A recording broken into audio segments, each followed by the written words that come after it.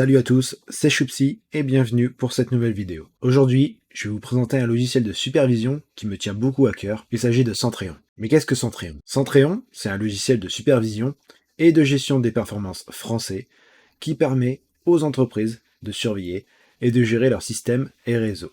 Ils offrent des fonctionnalités intégrées pour la surveillance et la gestion des performances, le reporting et l'analyse des données, ainsi que des outils d'automatisation. Centréon fournit également des outils pour le monitoring des performances, la surveillance des événements et l'analyse des données. Centréon propose une interface intuitive et conviviale qui offre une vue d'ensemble des performances et des événements. Il peut être utilisé pour surveiller et gérer les performances de plusieurs systèmes et réseaux, et peut être configuré pour surveiller et gérer des systèmes et réseaux spécifiques.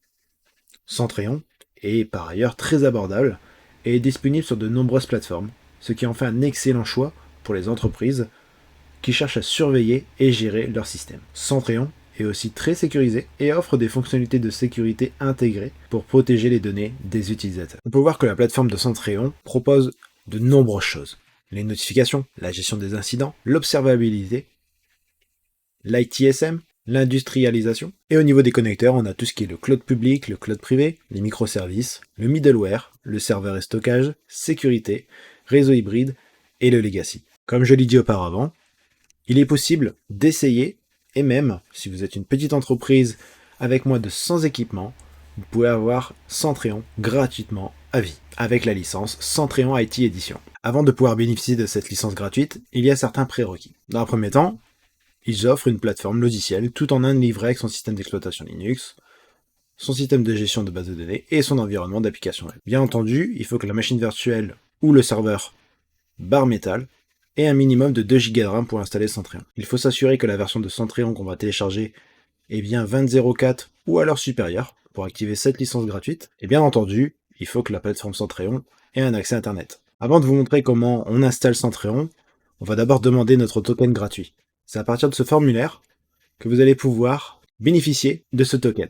Bien entendu, il faut renseigner le prénom, le nom de votre entreprise, votre adresse email, grâce à cette adresse que vous allez recevoir ce token, et le pays. Dès que vous avez renseigné vos informations personnelles, vous allez recevoir un petit message comme quoi vous allez recevoir votre clé d'activation sur l'adresse renseignée. Bien entendu, pensez à vérifier les spams, et si jamais vous n'avez rien reçu, il faut adresser un mail à cette adresse. Dès que c'est fait, on va maintenant télécharger Centréon. Vous avez plusieurs choix. Vous avez a priori des machines virtuelles VMware, donc c'est sur une image OVA. On peut voir que là c'est Alma 8 et CentOS 7. Il y a d'autres plateformes. Nous, ce qu'on va faire, c'est qu'on veut sur du VirtualBox ou du VMware Workstation. Ce qu'on va faire, on va cliquer sur Procédure d'installation. Puis, vous voyez ici, c'est marqué Télécharger Centréon. On va cliquer dessus. À partir de là, on va avoir la dernière version, qui est la 22.10 dans cette vidéo. Et on peut voir ici qu'il y a du VirtualBox et du VMware. Vous avez également les anciennes versions. Et comme je l'ai dit tout à l'heure, le minimum à avoir pour activer la licence IT est de 20.04. Dans cette vidéo, on va télécharger la 22.10 avec VirtualBox. On va faire Download, on descend un petit peu, et on va faire Direct Download.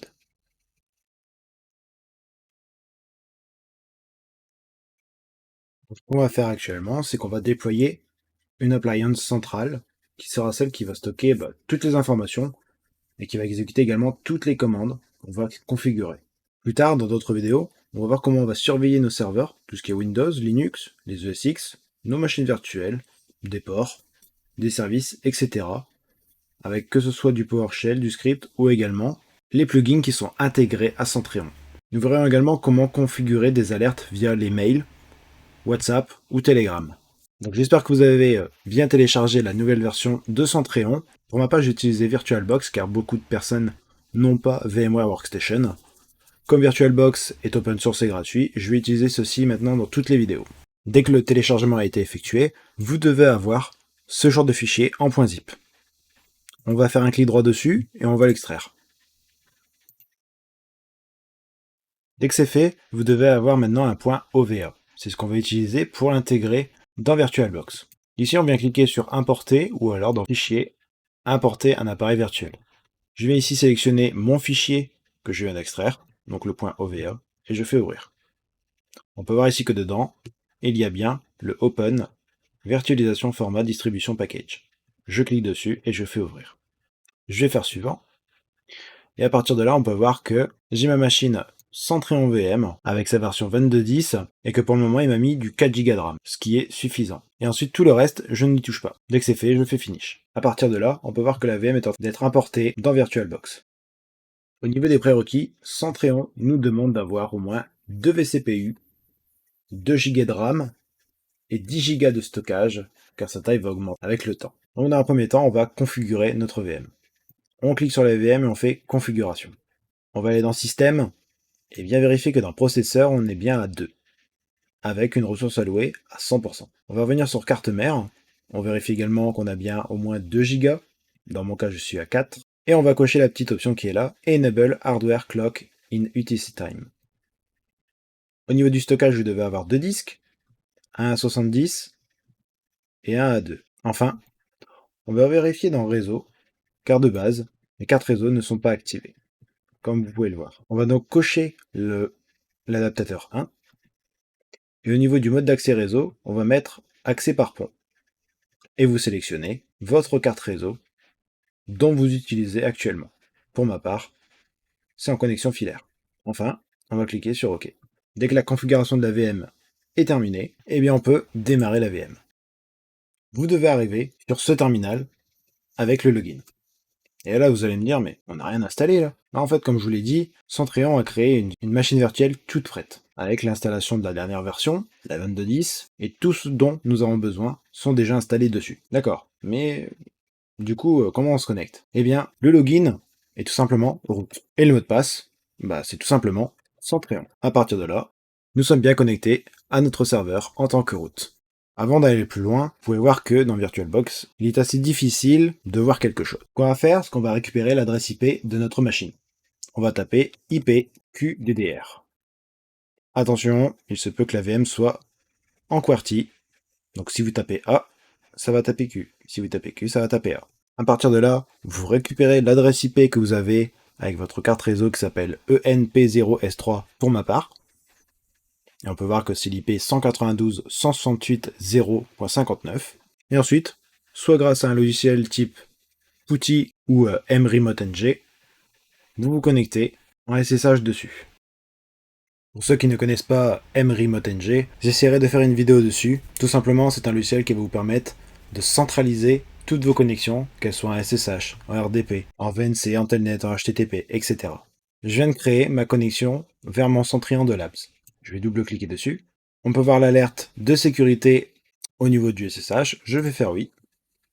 Et à partir de là, on est bien connecté à ma VM avec Centrion 22.10. Maintenant, on a vu comme sur VirtualBox, il y a des instructions. 1, 2, 3, 4 et 5. Donc pour la première instruction, il faut définir le fuseau horaire. Par exemple, nous dans notre cas, on est en France, donc ça sera Europe, London. Donc on va copier cette commande. Hop. Et on va faire un clic droit. Et je fais entrer. À partir de là, le fuseau horaire a bien été mis à jour. Ensuite, au niveau de l'étape 2, on nous dit qu'il faut également définir le fuseau horaire de PHP dans un fichier. Et oui, pour éviter les erreurs, celui-ci doit être identique au fuseau horaire du serveur. Pour pouvoir éditer ce fichier, on va utiliser la commande donc vi, et on va aller directement chercher ce fichier. /etc, php.d et 50. Je fais un tab pour aller directement dessus, et je fais entrer. À partir de là, on peut voir différentes lignes, dont date.timezone. On peut voir qu'il est bien sûr Europe, London. J'ai vu ce que je voulais voir, je vais donc quitter vi, je vais faire un CTRL-C et je tape 2.quit. Comme on n'a rien modifié, pas besoin de redémarrer php-fpm. Ensuite, la troisième instruction, c'est de changer le nom de notre serveur. On va donc copier cette commande et vous mettez le nom du serveur que vous souhaitez. C'est fait. Si je fais un reconnect, mon nom de serveur a bien changé. Pour l'étape 4, on va devoir ajouter une partition pour la table MariaDB. C'est une étape qui est obligatoire. Si on ne la fait pas, le serveur ne fonctionnera pas. Donc on nous demande de nous connecter avec l'utilisateur Centréon. On peut voir ici qu'il tape su-Centréon. À partir de là, vous voyez que auparavant on était sur route, et là, on se retrouve avec Centréon. On nous demande d'exécuter la commande suivante. Je vais donc la copier et la coller. Et enfin, je vais faire entrer. À partir de là, la partition est en train de se créer. Et voilà que la partition a bien été complétée. Et ensuite, on nous demande de faire exit pour revenir sur l'utilisateur route. Dès que toutes les étapes ont été effectuées, on nous demande de redémarrer les services Centréon. Je vais donc copier cette commande et faire entrer. Dès que c'est fait, le serveur Centréon, il est maintenant prêt à l'emploi. On nous dit bien également que si on veut supprimer ce message, il faut supprimer ce fichier en question. C'est ce qu'on va faire. On va faire un RM et je viens copier ce chemin. Et je fais entrer. On nous demande si on veut vraiment le supprimer. Je dis oui. Voilà pour les instructions au niveau de Centréon. Dès que c'est fait, comme je l'ai dit juste avant, Centréon est prêt. Il ne demande plus qu'à être initialisé. Maintenant, ce qu'on va faire, c'est qu'on va démarrer un navigateur et on va se connecter à Centréon.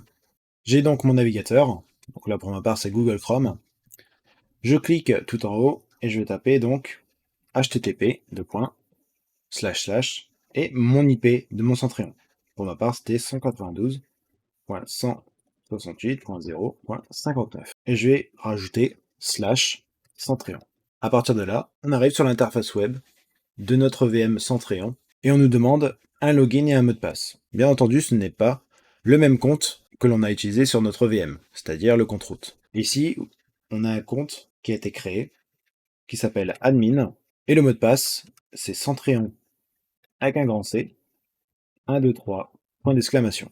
Je vous montre, Centréon avec un grand C, 1, 2, 3, point d'exclamation. Dès que c'est fait, on fait se connecter. On nous demande de changer le mot de passe actuel, qui était donc Centréon 1, 2, 3, point d'exclamation, et on nous demande de mettre un nouveau mot de passe. Dès que c'est fait, vous cliquez sur Initialiser le mot de passe. À partir de là, vous arrivez sur l'interface de Centréon. Merci d'avoir regardé cette vidéo. J'espère, grâce à cette vidéo, que vous avez appris quelque chose d'intéressant. N'hésitez pas à vous abonner à ma chaîne pour en découvrir plus, mettre un petit pouce bleu si cela vous a aidé, et un commentaire au cas où cela n'a pas fonctionné. Je vous remercie encore d'avoir regardé cette vidéo, je vous souhaite une excellente journée ou une excellente soirée, et à la prochaine pour d'autres vidéos. C'était Choupsi, terminé.